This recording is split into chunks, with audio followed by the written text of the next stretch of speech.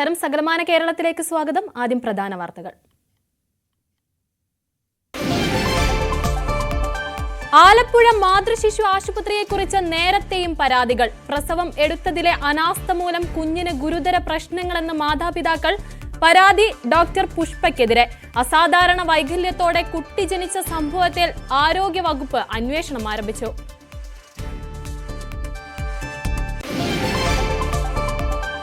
കട്ടപ്പന കടമാക്കുഴിയിൽ ഓടയിൽ വീണ് ഒരാൾ മരിച്ചു. മരിച്ചത് വെള്ളാരം കുന്ന് സ്വദേശി ജോസ്.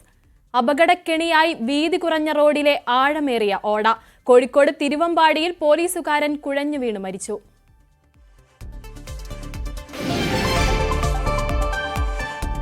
കണ്ണൂരിൽ തെരുവുനായ ശല്യത്തിൽ പ്രത്യേക യോഗം. മോണിറ്ററിംഗ് കമ്മിറ്റി രൂപീകരിക്കാൻ തീരുമാനം. റെയിൽവേ സ്റ്റേഷൻ പരിസരത്ത് നായയുടെ കടിയേറ്റത് 15 പേർക്ക്. കോർപ്പറേഷന് പരാതി നൽകിയിട്ടും നടപടിയില്ലെന്ന് റെയിൽവേ പോലീസ്.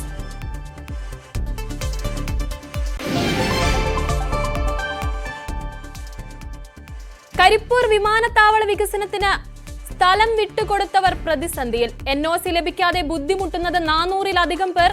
നിർമ്മിച്ച വീടുകൾക്ക് നമ്പറുകളുമില്ല. എയർപോർട്ട് അതോറിറ്റിക്കെതിരെ പ്രതിഷേധം ശക്തമാകുന്നു.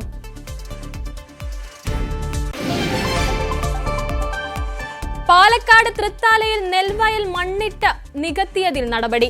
നികത്തിയ മണ്ണ് ഉടമയെ കൊണ്ട് നീക്കം ചെയ്ത് ഡെപ്യൂട്ടി തഹസിൽദാർ.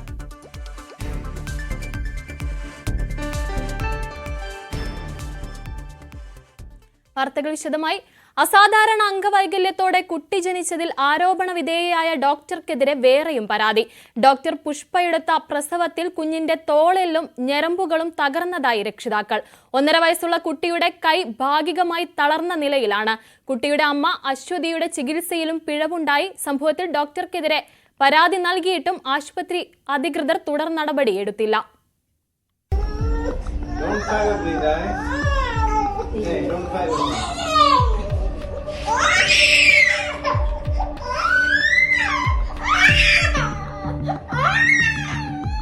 ആലപ്പുഴ വനിതാ ശിശു ആശുപത്രിയിൽ പ്രസവത്തിനിടയിൽ നവജാത ശിശുക്കളുടെ കൈയൊടിയുന്നു എന്ന ഗുരുതര ആരോപണം നിലനിൽക്കെയാണ് ഡോക്ടർ പുഷ്പയ്ക്കെതിരെ ഭാഗികമായി തളർന്ന കൈയുള്ള കുഞ്ഞുമായി പരാതിയുമായി വിഷ്ണുവും അശ്വതിയും എത്തുന്നത്. 1.5 വയസ്സുകാരൻ വിഹാൻ ഈ കഴിഞ്ഞ കാലമത്രയും കടന്നുപോയത് വലിയ വേദനകളിലൂടെയാണെന്ന് കുടുംബം പറയുന്നു.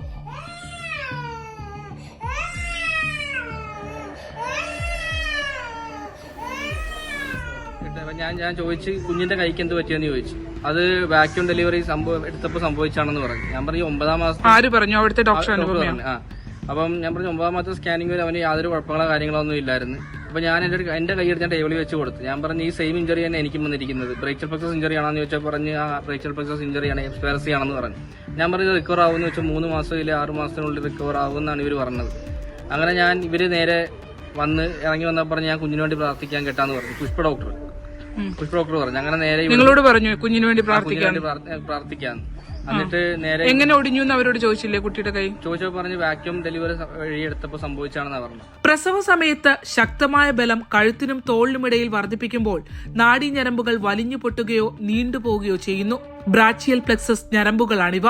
ഒരുപക്ഷെ വലിയുടെ ആഘാതത്തിൽ ഈ നാഡികളുടെ വേരുകൾ തന്നെ സുഷുമ്നാ നാഡിയിൽ നിന്നും പിഴുതെടുക്കപ്പെടുന്നു. കേടായ ഞരമ്പുകൾ മോശമായി സംവേദനം നടത്തുകയും പേശികളുടെ ചലനത്തെ ദുർബലമാക്കുകയും ചെയ്യുന്നു. ഇത്തരത്തിൽ പ്രസവ സമയത്ത് വിഹാനെ ഡോക്ടർ പുഷ്പ വാക്വം ചെയ്തെടുക്കുന്നതിനിടയിലാണ് ഞരമ്പുകൾ തകർന്നതെന്ന് ചികിത്സാരേഖകൾ വ്യക്തമാക്കുന്നു.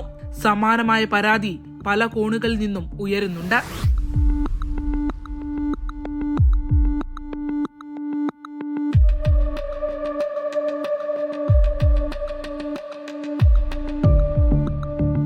എല്ലാ ദിവസവും കരച്ചിലും ബേളമായിരുന്നു. അല്ല, അപ്പൊ നിങ്ങൾ WNC അന്ന് തന്നെ മെഡിക്കൽ കോളേജിലേക്ക് റെഫർ ചെയ്തു? റെഫർ ചെയ്തു. ഇവിടെ ഇങ്ങോട്ടേക്ക് റെഫർ ചെയ്തായിരുന്നു. ഇങ്ങോട്ടേക്ക് റെഫർ ചെയ്തപ്പോഴാണ് പറഞ്ഞത് സ്ലിംഗ് ഇടാൻ പറഞ്ഞു, കുളിപ്പിക്കണ്ടെന്ന് പറഞ്ഞു. പ്രസവിച്ച ഉടൻ തന്നെ കുട്ടിയെ മെഡിക്കൽ കോളേജ് ആശുപത്രിയിലേക്ക് മാറ്റിയിരുന്നു. എന്നാൽ ഡിസ്ചാർജ് സമ്മറിയിലടക്കം ഇക്കാര്യങ്ങളൊന്നും ആശുപത്രി അധികൃതർ രേഖപ്പെടുത്തിയില്ല. പ്രസവശേഷം സ്റ്റിച്ച് പൂർത്തിയാക്കാതെ വീട്ടിലേക്ക് മടങ്ങിയ ഡോക്ടർ തനിക്ക് രക്തസ്രാവം ഉണ്ടായതിനെ തുടർന്ന് മണിക്കൂറുകൾക്ക് ശേഷം മടങ്ങിയെത്തിയാണ് തുന്നൽ പൂർത്തിയാക്കിയതെന്നും അശ്വതി പറയുന്നു. ആദ്യം കുട്ടിയെ വാക്യൂം പുറത്തെടുത്തിട്ട് ഇവര് സ്റ്റിച്ച് ഇട്ട് കഴിഞ്ഞിട്ട് ജൂനിയർ ഡോക്ടർമാരാണ് സ്റ്റിച്ച് ഇട്ടത്. എന്നിട്ട് അവരങ്ങും പോയി. ഞാൻ അപ്പോഴത്തേക്കും ആ ലേബർ റൂമിൽ തന്നെ കിടക്കുമായിരുന്നു. കുറച്ച് കഴിഞ്ഞിട്ട് നഴ്സുമാരും 1-2 സ്റ്റാഫും കൂടി ബോഡി ക്ലീൻ ചെയ്യാൻ വേണ്ടിയിട്ട് വന്നായിരുന്നു. ക്ലീൻ ചെയ്യാനായിട്ട് കാല് രണ്ടും കൂടി പൊക്കിയപ്പോഴത്തേക്കും താഴോട്ട് ബ്ലഡ് പോകുന്നു. അപ്പം എനിക്ക് ഫീലായി എന്തോ നമ്മുടെ ദേഹത്തുകൂടി താഴോട്ട് പോകുന്നതായിട്ട് നമുക്ക് ഫീൽ ചെയ്തപ്പോഴത്തേക്ക് 1-2 നഴ്സുമാർ റൂമിൽ നിന്ന് പെട്ടെന്ന് ഇറങ്ങിപ്പോയി അവർ വന്ന് കുറെ കോട്ടൺ എല്ലാമായിട്ട് വന്ന് ഒപ്പുന്നത് കണ്ടപ്പോൾ ഞാൻ കണ്ടു, റെഡ് കളർ കണ്ടു പഞ്ഞിക്കകത്ത്. അപ്പോൾ എനിക്ക് മനസ്സിലായി അത് ബ്ലഡ് ആണെന്ന് മനസ്സിലായി. ഈ പുഷ്പ ഡോക്ടറിൻ്റെ കൂടെ വേറൊരു മെയിൽ ഡോക്ടറും ഫീമെയിൽ ഡോക്ടറും ഉണ്ടായിരുന്നു. ആ മെയിൽ ഡോക്ടറാണ് എന്നോട് വന്ന് പറഞ്ഞത് സ്റ്റിച്ച് കുറച്ച് കൂടുതലുണ്ട്, അത് ഞങ്ങൾ ഇടത്തില്ല, മെയിൽ ഡോക്ടറെ അത് ഇടത്തുള്ളൂ, ഡോക്ടർ വീട്ടിൽ പോയിരിക്കുവാണ്, കുറച്ച് കഴിഞ്ഞിട്ട് വരും, എന്നിട്ട് ആ സ്റ്റിച്ച് ഇടുമെന്ന് പറഞ്ഞത്. ഒരു അപകടശേഷം കൈയുടെ ചലനശേഷി നഷ്ടപ്പെട്ടയാളാണ് വിഷ്ണു. ഇതിനിടയിലാണ് കുഞ്ഞിനുണ്ടായ ദുരന്തം. ആശുപത്രി സൂപ്രണ്ട് ഡോക്ടർ ദീപ്തിക്ക് പരാതി നൽകിയപ്പോൾ മെഡിക്കൽ ബോർഡ് കൂടിയ ശേഷമേ നടപടിയെടുക്കാൻ കഴിയൂ എന്ന് പറഞ്ഞ് ഒഴിവാക്കുകയായിരുന്നുവെന്ന് കുടുംബം ആരോപിക്കുന്നു. പ്രസവം നിർത്തൽ ശസ്ത്രക്രിയയെ തുടർന്ന് ആശ എന്ന ലാബ് ടെക്നീഷ്യൻ മരിച്ച സംഭവം, ഇവയിലെല്ലാം പ്രതിസ്ഥാനത്ത് ഡോക്ടർ പുഷ്പയുടെ പേരായിരുന്നു ഉയർന്നു കേട്ടത്. എന്നാൽ ഈ കേസുകളിലൊന്നും തന്നെ ആരോഗ്യവകുപ്പിന്റെ അന്വേഷണം എങ്ങുമെത്തിയില്ല. നവജാത ശിശുവിന് അംഗവൈകല്യം സംഭവിച്ച കേസിലും ആരോഗ്യവകുപ്പിന്റെ അന്വേഷണം പേരിന് മാത്രമാണോ എന്ന് വേണം കാത്തിരുന്ന് കാണാൻ. ശരണ്യ സ്നേഹജൻ, ന്യൂസ് 18, ആലപ്പുഴ. ഇപ്പോൾ ഡോക്ടർ പി സരിൻ മാധ്യമങ്ങളെ കാണുന്നു. തത്സമയത്തിലേക്ക്. മനുഷ്യൻ അങ്ങനെയാണ് രാഷ്ട്രീയ നിലപാടുകളിൽ മറ്റുള്ളവരെ ബോധ്യപ്പെടുത്തുന്ന അഭിപ്രായങ്ങളിലേക്കൊക്കെ മാറേണ്ടത്. അപ്പോൾ അഭിപ്രായ രൂപീകരണം എന്നുള്ളതാണ് എന്നെ സംബന്ധിച്ചോളം പൊളിറ്റിക്സ്. നമ്മൾ പറയുന്ന അഭിപ്രായത്തിനോട് കൂടുതൽ മനുഷ്യർ ഐക്യപ്പെടുന്ന ആ രാഷ്ട്രീയത്തിന് ഇടതുപക്ഷമാണ് ശരി എന്നുള്ള ആ രാഷ്ട്രീയത്തിന്റെ എല്ലാതരം തുടർച്ചയ്ക്കും വേണ്ടി നിലകൊള്ളുക എന്നുള്ളതാണ് എന്റെ ഉത്തരവാദിത്തം. അത് തുടരും. അതൊക്കെ പാർട്ടിയെ പറ്റി അറിയാത്തവർ പറയുന്ന കഥകളല്ലേ. അതില് മെമ്പർഷിപ്പ് എന്ന് പറയുന്ന പ്രോസസ് എത്രത്തോളം സങ്കീർണമാണ് എന്നും പെട്ടെന്നൊരു മെമ്പർഷിപ്പ് എന്ന് പറയുന്നതൊക്കെ അതിന് 2 കൊല്ലത്തെ ഒരു കാത്തിരിപ്പുണ്ട് എന്നുള്ളത് എനിക്ക് പോലും അറിയാം. അത് പത്രക്കാരെന്നുള്ള രീതിയിൽ നിങ്ങൾക്കും നല്ലപോലെ ധാരണയുള്ള വിഷയമാണ്. അങ്ങനെയൊന്നും യാതൊരു തരത്തിലുള്ള പ്രീ കണ്ടീഷൻസ് എന്ന് പറയുമല്ലോ, മുൻധാരണകളോ മുൻവിധികളോ ഇടതുപക്ഷത്തിൽ രാഷ്ട്രീയത്തിൽ പ്രവർത്തിക്കുമ്പോൾ യാതൊരാൾക്കും ആവശ്യമില്ല. പ്രവർത്തിച്ചുകൊണ്ടേ ഇരിക്കുക എന്നാണ്. ഞാൻ ഇന്നലെ CM-ഉമായിട്ട് കണ്ടപ്പോൾ ഉപയോഗിച്ചൊരു വാക്ക് ഞാൻ ആവർത്തിക്കുകയാണ്. വിശ്രമിക്കാൻ മടിയുള്ള കൂട്ടത്തിലുള്ള ഒരു മനുഷ്യനാണ്. വിശ്രമിക്കാൻ അനുവദിക്കാത്ത വിധത്തിൽ കാര്യങ്ങൾ ചെയ്യാനുള്ള ഉത്തരവാദിത്തത്തോടു കൂടി തന്നെ ഉണ്ടാകും എന്നുള്ളതിന്റെ രാഷ്ട്രീയമാണ് ഞാൻ പറയാനും പ്രവർത്തിക്കാനും ആഗ്രഹിക്കുന്നത്. പൊളിറ്റീഷ്യൻസിന് കരിയർ ഇല്ലല്ലോ. പൊളിറ്റീഷ്യൻസിന് ജനങ്ങളുമായിട്ടുള്ള എൻഗേജ്മെന്റുകളല്ലേ ഉള്ളത്. ആളുകളുമായിട്ട് എൻഗേജ് ചെയ്യുക എന്നും ഞാൻ നേരത്തെ പറഞ്ഞില്ലേ, അഭിപ്രായ രൂപീകരണമാണ്. കൂടുതൽ ആളുകൾ ഏത് അഭിപ്രായത്തിനോടൊപ്പം നിൽക്കുന്നു അതിനെയാണ് മാൻഡേറ്റ് എന്ന് പറയുന്നത്. ആ മാൻഡേറ്റ് ആണ് തെരഞ്ഞെടുപ്പ് രൂപത്തിലും അല്ലാതെയും ഉണ്ടാവുക. ഒരുപക്ഷെ ജനവിധി മറിച്ചാവുകയും അഭിപ്രായത്തിൽ ഒരു പാർട്ടി മുന്നിൽ നിൽക്കുകയും അങ്ങനത്തെ സാഹചര്യങ്ങളും ഇന്ത്യയിലും കേരളത്തിലൊക്കെ ഉണ്ടായിട്ടുണ്ട്. ഇനി വരാൻ പോകുന്ന നമ്മുടെ ലോക്കൽ ബോഡി ഇലക്ഷനുമായി ബന്ധപ്പെട്ടും സംസ്ഥാന രാഷ്ട്രീയത്തിൽ അടുത്ത നിയമസഭാ ഇലക്ഷനുമായി ബന്ധപ്പെട്ടും എന്തിനേറെ പറയുന്നു പാർട്ടിയുടെ സമ്മേളനങ്ങളും കാര്യങ്ങളൊക്കെ വരികയാണ്. കൂടുതൽ വ്യക്തതയോടുകൂടി പുതിയ സമൂഹത്തിന് പൊളിറ്റിക്സ് പറയാൻ എങ്ങനെയൊക്കെയാണോ CPM-നെ പ്രാപ്തമാക്കേണ്ടത് അതാണ് CPM-ന്റെ നയപരിപാടി. ആ നയപരിപാടിയോട് ഒപ്പം നിൽക്കുക എന്നുള്ളതാണ് ഇടതുപക്ഷക്കാരനായ സരിന്റെ ഉത്തരവാദിത്തം. ഞാൻ അതിനെപ്പറ്റി ബോധേഡല്ല. സാധാരണ ആളുകൾ വന്ന് ഏറ്റെടുക്കുന്ന കാര്യങ്ങളുമായി ബന്ധപ്പെട്ടിട്ടുള്ള കണ്ണിലൂടെ കണ്ടാലാണ് ചുമതല, ഉത്തരവാദിത്തം അല്ലെങ്കിൽ സ്ഥാനം എന്നുള്ള വാക്കുകൊണ്ടൊക്കെ നമ്മൾ അതിനെ വിശേഷിപ്പിക്കുക. അത്തരം കീഴ്വഴക്കങ്ങളുമായി ബന്ധപ്പെട്ട് തന്നെ കാര്യങ്ങൾ തുടരണം എന്നൊരു നിർബന്ധവും ഇല്ലാത്ത ഒരാളാണ് ഞാൻ. അതുകൊണ്ട് തന്നെ ഞാൻ ഭയങ്കര ഓപ്പണാണ്. ഓപ്പൺ ആളുകളുടെ അടുത്താണെങ്കിലും ശരി, പാർട്ടിക്ക് അകത്താണെങ്കിലും കേട്ട് പഠിക്കുക, കണ്ടു പഠിക്കുക, കൊണ്ടുപഠിക്കുക എന്നുള്ളതിന്റെ ആ ശീലത്തിലേക്ക് കാര്യങ്ങളെ മുന്നോട്ട് കൊണ്ടുപോവുക എന്നുള്ളതും. അപ്പോൾ ഞാൻ നേരത്തെ പറഞ്ഞ പോലെ പുതിയ കേരളത്തിന് പുതിയ കാഴ്ചപ്പാടുകൾക്കൊക്കെ CPM എന്നുള്ള പ്രസ്ഥാനം എത്രത്തോളം ഒരുക്കത്തോടു കൂടിയാണ് നീങ്ങുന്നത് എന്ന് ഈ വരുന്ന സംസ്ഥാന സമ്മേളനത്തോട് അടുപ്പിച്ചുള്ള അടുത്ത 3 മാസക്കാലം അതിനിർണായകമാണ്. CPM-നെ സംബന്ധിച്ചിടത്തോളം അതിനിർണായകമായ ഒരു രാഷ്ട്രീയ കാലഘട്ടമാണ്.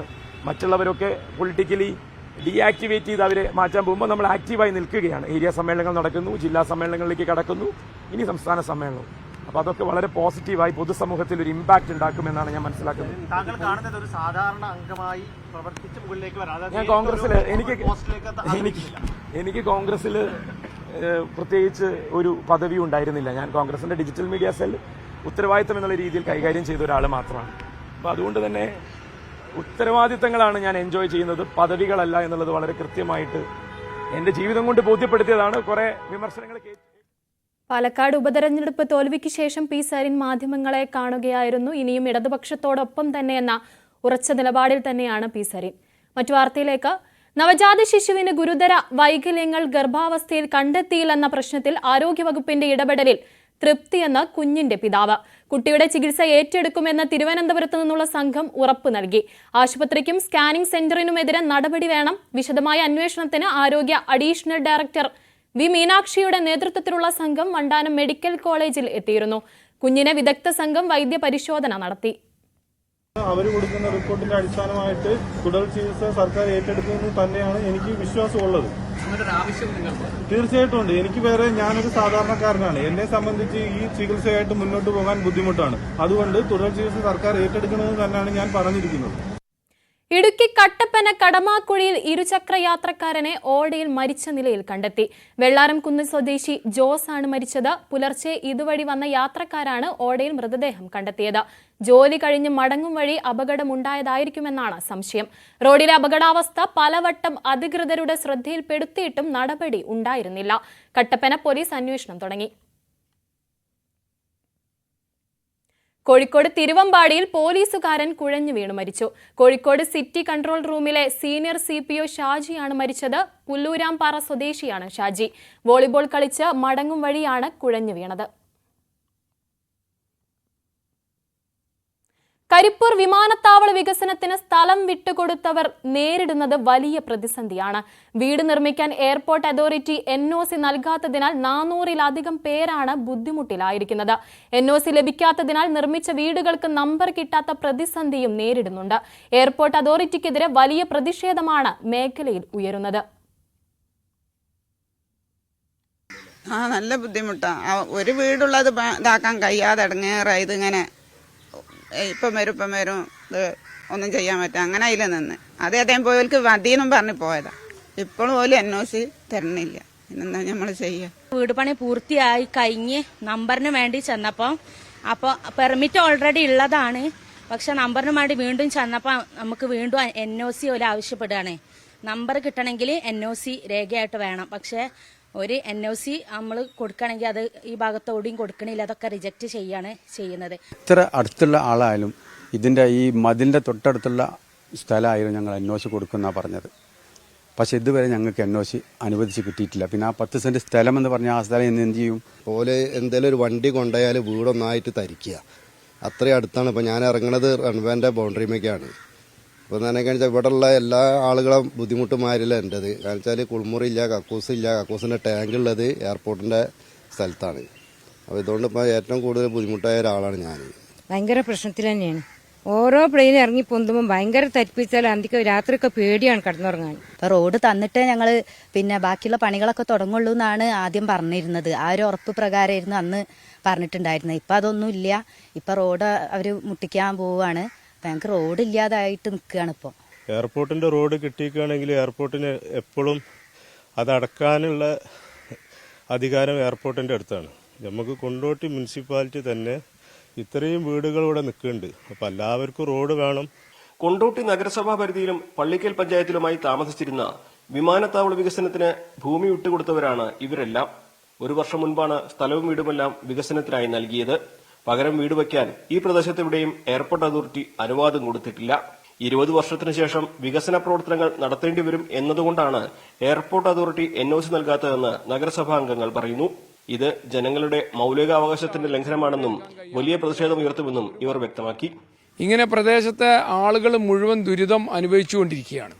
ഇനി വീടെടുക്കാനുള്ള ആളുകളും അതുപോലെ തന്നെ ഒരു 5 സെന്റ് അവരുടെ വീടിന്റെ ആവശ്യങ്ങൾക്കോ മറ്റാവശ്യങ്ങൾക്കോ വിൽക്കാൻ പറ്റാത്തൊരവസ്ഥയും മൊത്തത്തിൽ ഇവിടെ പ്രയാസപ്പെടുത്തുന്ന ഒരു സ്ഥിതിവിശേഷമാണ് ഇന്ന് ഇവിടെ ഉള്ളത്. ഇതിന് അടിയന്തരമായി പരിഹാരം കണ്ടേ തീരൂ. ഇന്ന് സമരത്തിന് തുടക്കം കുറിക്കുകയാണ്. വിമാനത്താവളത്തിന്റെ റസ നിർമ്മാണത്തിനായി 12 ഏക്കറോളം ഭൂമി ഏറ്റെടുത്തിട്ടുണ്ടെങ്കിലും 1 വർഷമായിട്ടും ഒരു പ്രവർത്തനവും തുടങ്ങിയിട്ടില്ല. എന്നാൽ നിലവിലുള്ള പല റോഡുകളും നിർമ്മാണ പ്രവർത്തനങ്ങളുടെ പേര് പറഞ്ഞ് ഉപയോഗിക്കാനും അധികൃതർ സമ്മതിക്കുന്നില്ല. 12.5 ഏക്കർ എടുത്ത ഭൂമി ഏറ്റെടുത്തിട്ട് 1 വർഷമായി. നാളിന്നു വരെ ഇതിൽ മണ്ണ് നിറക്കാനോ ടേബിൾ ടോപ്പ് വിമാനത്താവളം ആയതുകൊണ്ട് ഇത്ര ഉയരത്തിൽ മണ്ണിട്ട് പൊക്കുവാനോ ഇതുവരെ സാധിച്ചിട്ടില്ല. അങ്ങനത്തെ ഒരു സ്ഥിതിയിൽ 427 ഏക്കർ ഭൂമി ഏറ്റെടുത്തുകൊണ്ട് വളരെ പ്രയാസകരമായ സ്ഥലങ്ങളാണ് ഇനി അങ്ങോട്ടുള്ളത്. വളരെ ഗർത്തങ്ങളായി കിടക്കുന്ന, കുണ്ടുകളായിട്ട് കിടക്കുന്ന സ്ഥലങ്ങളിലൊക്കെ മണ്ണിട്ട് പൊക്കാൻ എങ്ങനെ സാധിക്കുമെന്നുള്ളത് ഞങ്ങൾക്കറിയില്ല. എയർപോർട്ട് അതോറിറ്റിയുടെ നടപടികൾക്കെതിരെ വലിയ പ്രക്ഷോഭങ്ങൾക്കാണ് മേഖലയിലുള്ളവർ ഒരുങ്ങുന്നത്. വിമാനത്താവള വികസനത്തിനായി 72.85 കോടി രൂപ ചെലവഴിച്ച് പള്ളിക്കൽ വില്ലേജിൽ 5.56 ഏക്കറും നെടിയിരുപ്പ് വില്ലേജിൽ 6.9 ഏക്കറും കണക്കാക്കി 12.48 ഏക്കർ ഭൂമിയാണ് സംസ്ഥാന സർക്കാർ വിമാനത്താവള അതോറിറ്റിക്ക് ഏറ്റെടുത്തു നൽകിയത്. News 18 Malappuram. Kannur railway station പരിസരത്തെ തെരുവ് നായ പ്രശ്നത്തിൽ മോണിറ്ററിംഗ് കമ്മിറ്റി രൂപീകരിക്കാൻ തീരുമാനം. സ്റ്റേഷൻ പരിസരത്ത് തമ്പടിച്ചിട്ടുള്ള നായ്ക്കളെ വന്ധീകരിക്കും. നായശല്യം ചെറുക്കാൻ ഭക്ഷണാവശിഷ്ടം ശാസ്ത്രീയമായി സംസ്കരിക്കാൻ പദ്ധതി രൂപീകരിക്കാനും എഡിഎമ്മിന്റെ നേതൃത്വത്തിൽ ചേർന്ന യോഗത്തിൽ തീരുമാനമായി. കഴിഞ്ഞ ദിവസം കണ്ണൂർ റെയിൽവേ സ്റ്റേഷനിൽ 15 പേർക്കാണ് തെരുവ് നായയുടെ കടിയേറ്റത്. തെരുവ് നായകളെ പിടികൂടാനുള്ള നടപടികൾ വെറ്റിനറി ഡിപ്പാർട്ട്മെന്റ് ആൾറെഡി ആരംഭിച്ചു കഴിഞ്ഞിട്ടുണ്ട്. അത് ഉടനെ തന്നെ 2, 3, 4 തീയതികളിലാണ് ഇവിടെ പറഞ്ഞിരിക്കുന്നത്. പക്ഷേ അതിനു മുന്നേ നമുക്കിവിടെ ഇക്കഴിഞ്ഞ ദിവസം റാബീസ് പിടിച്ച നായ കടിച്ച മറ്റ് നായകളെ വാക്സിനേഷൻ കൊടുക്കേണ്ടതുണ്ട്. അതിനുള്ള പദ്ധതികൾ കൂടി ആവിഷ്കരിച്ചു.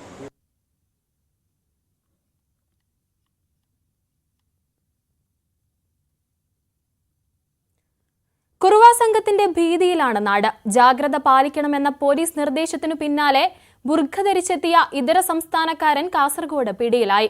കുമ്പള ടൗണിലാണ് സംഭവം. കുമ്പള ബസ് കാത്തിരിപ്പ് കേന്ദ്രത്തിൽ ബുർഖ ധരിച്ചെത്തിയ യുവാവ് മണിക്കൂറുകളാണ് പരിഭ്രാന്തി പരത്തിയത്. ബസ് സ്റ്റോപ്പിൽ സ്ത്രീകളുടെ അടുത്തിരിക്കുകയായിരുന്നു യുവാവ്. പെരുമാറ്റത്തിൽ സംശയം തോന്നിയ യാത്രക്കാരുടെ ജാഗ്രതയോടെയുള്ള ഇടപെടലാണ് ഇയാളെ വലയിലാക്കിയത്. യുവാവിന്റെ കാൽപാദങ്ങളും ചെരുപ്പും പുരുഷന്റേതാണെന്ന് ഉറപ്പാക്കിയ ശേഷം ബസ് സ്റ്റോപ്പിലുണ്ടായിരുന്നവർ വിവരം മറ്റുള്ളവരെ അറിയിച്ചു.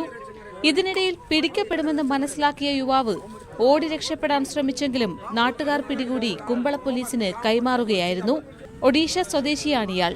ജില്ലയിൽ കുറുവ സംഘങ്ങൾക്കെതിരെ ജാഗ്രത പാലിക്കണമെന്ന പോലീസ് നിർദ്ദേശമുണ്ട്. ഇതോടെ നാട്ടുകാർ ജാഗ്രതയിലുമാണ്. ന്യൂസ് 18 കാസർഗോഡ്. തിരുവനന്തപുരം വർക്കലയിൽ മയക്കുമരുന്ന് വിറ്റയാൾ പിടിയിൽ. ശ്രീനിവാസപുരം സ്വദേശി ഷിജു ആണ് പിടിയിലായത്. നിരവധി ക്രിമിനൽ കേസുകളിലെ പ്രതിയാണ് ഇയാൾ.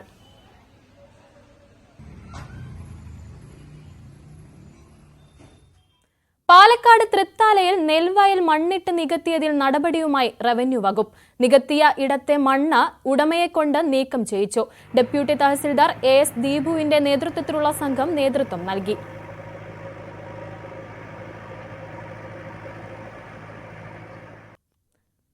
ആറ്റിങ്ങൽ ടൗണിലെ ഇടറോഡുകൾ തകർന്നതോടെ യാത്രാ ദുരിതത്തിലാണ് നാട്ടുകാർ. ഒട്ടുമിക്ക റോഡുകളിലും ടാറും മെറ്റലും ഇളകി കുഴികൾ രൂപപ്പെടുകയാണ്. ദേശീയപാതയ്ക്ക് സമാന്തരമായുള്ള ആറ്റിങ്ങൽ BTS റോഡ് തകർന്നിട്ട് മാസങ്ങളായി. ഈ റോഡിൽ 2 സ്കൂളുകളുണ്ട്. ആറ്റിങ്ങലിൽ നിന്ന് ചിറയൻകീഴ്, വക്കം, കടക്കാവൂർ ഭാഗങ്ങളിലേക്ക് വാഹനങ്ങൾ പോകുന്നത് ഇതുവഴിയാണ്. നാട്ടുകാരുടെ പ്രതിഷേധം ശക്തമാകുമ്പോൾ നഗരസഭ റോഡിലെ കുഴികൾ മണ്ണിട്ട് മൂടും. പിന്നാലെ പഴയപടിയാകും. അതിർത്തി നിർണയപ്രകാരം 32 വാർഡുകളുണ്ട്. ഇപ്പോൾ നിലവിൽ 31 വാർഡ്. ഈ 31 വാർഡിലും ഒരു വാർഡിലെങ്കിലും റോഡ് കൊള്ളാമെന്ന് പറയുന്ന ഒരു സ്ഥിതിവിശേഷം ഈ നഗരസഭയ്ക്കില്ല.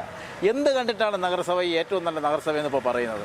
ഇത് ആരാണ് ഇതിനിങ്ങനെ, ഏത് മാധ്യമങ്ങൾ അല്ലെങ്കിൽ മാധ്യമങ്ങൾ എന്ത് അടിസ്ഥാനത്തിലാണ് ഇങ്ങനെ നല്ല നഗരസഭ എന്ന് പറഞ്ഞ് ഇങ്ങനെ ഒരു ഹെഡിങ് കൊടുക്കുന്നതെന്ന് മനസ്സിലാവുന്നില്ല.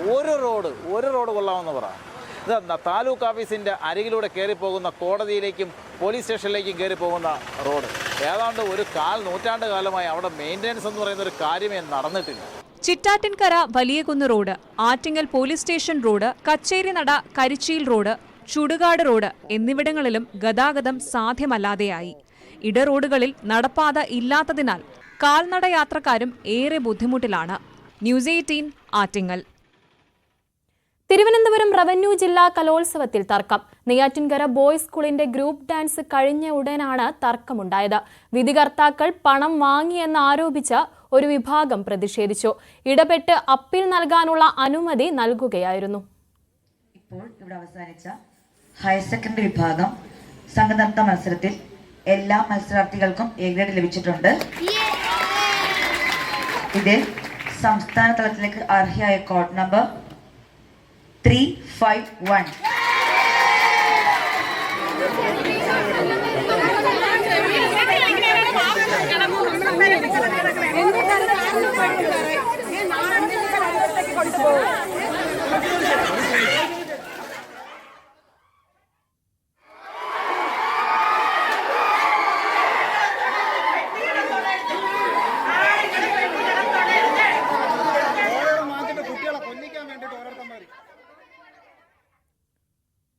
ഇനി സ്വർണം വെള്ളി നിരക്കുകൾ. കവിത ഗോൾഡ് ആൻഡ് ഡയമണ്ട്സ് ഇന്നത്തെ സ്വർണം വെള്ളി നിരക്കുകൾ നിങ്ങൾക്കായി സമർപ്പിക്കുന്നത് Kavitha gold and diamonds. Choose your special. സ്വർണം 22 ക്യാരറ്റ് ഗ്രാമിന് 7140 രൂപ, പവന് 57,020 രൂപ. സ്വർണം 18 ക്യാരറ്റ് ഗ്രാമിന് 5915 രൂപ, പവന് 47,320 രൂപ. വെള്ളി ഗ്രാമിന് 98 രൂപ, കിലോയ്ക്ക് 98,000 രൂപ. കവിത ഗോൾഡ് ആൻഡ് ഡയമണ്ട്സ് ഇന്നത്തെ സ്വർണം വെള്ളി നിരക്കുകൾ നിങ്ങൾക്കായി സമർപ്പിക്കുന്നത് Kavitha gold and diamonds. Choose your special. സകലമാന കേരളം പൂർണ്ണമാകുന്നു. നമസ്കാരം.